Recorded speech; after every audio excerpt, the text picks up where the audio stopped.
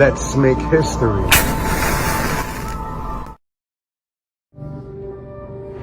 Concourse Village is the neighborhood which houses three of the Bronx's most treasured gems.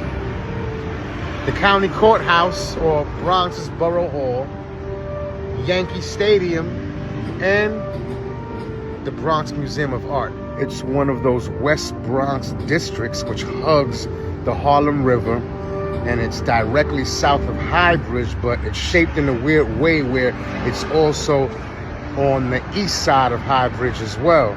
Okay, so first, here's a disclaimer.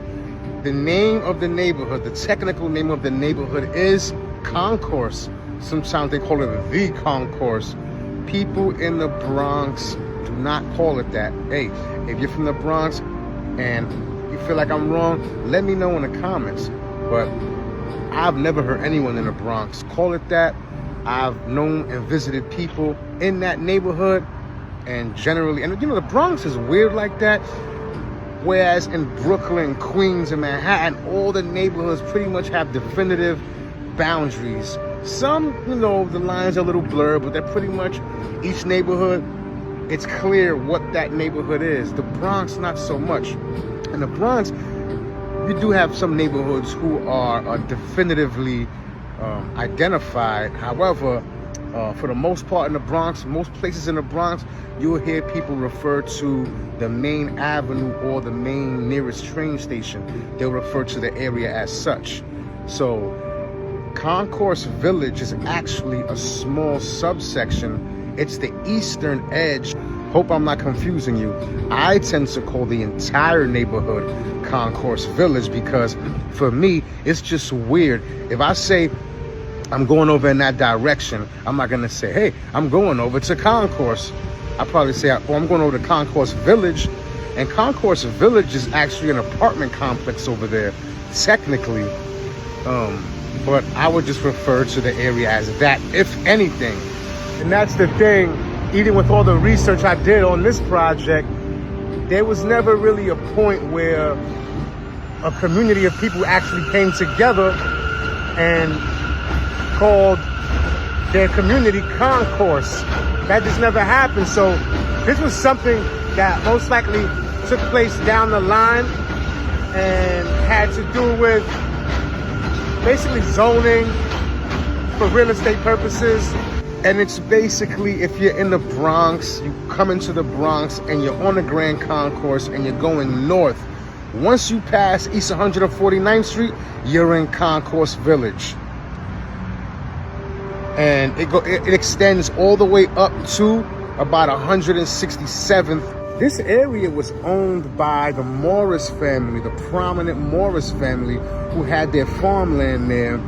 And it extended way out even beyond Concourse Village, and it encompassed basically the South Bronx. Check out my video on the history of the South Bronx. And the Morris family called their entire estate Morrisania. It became its own town in 1845 after the subdivision of Westchester County, because originally the entire Bronx was part of Westchester County. Then in 1845, it was subdivided.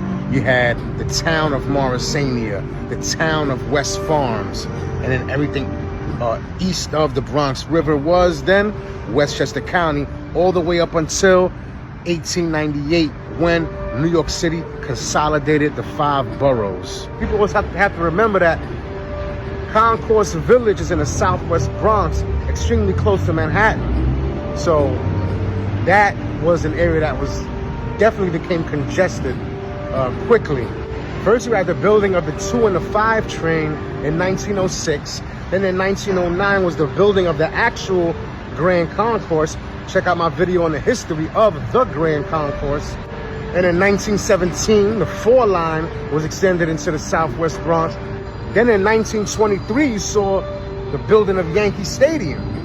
So it was these series of events which really launched this neighborhood. After the great Puerto Rican migration, almost 1 million, if not more, Puerto Ricans relocated to the mainland United States, most of which went to the South Bronx. And many of the middle-class people who were originally inhabiting those tenement buildings, those apartment buildings, they scrammed for the cozy suburbs. Your classic case of white flight. And after that happened, the area fell into extreme poverty. This is now late 20th century, late 1900s, the 70s, 80s, 90s. It did see a significant bounce back in the early 21st century. However, the area still grapples with crime. The area is still plagued with shootings, murders, gang infestation, etc. Just a report that came out saying that the 44th precinct is leading the Bronx in shootings. One of the top 5 precincts leading the Bronx in shootings. Leave your thoughts in the comments. Don't forget to hit that like button. Subscribe to Will Flores TV on YouTube.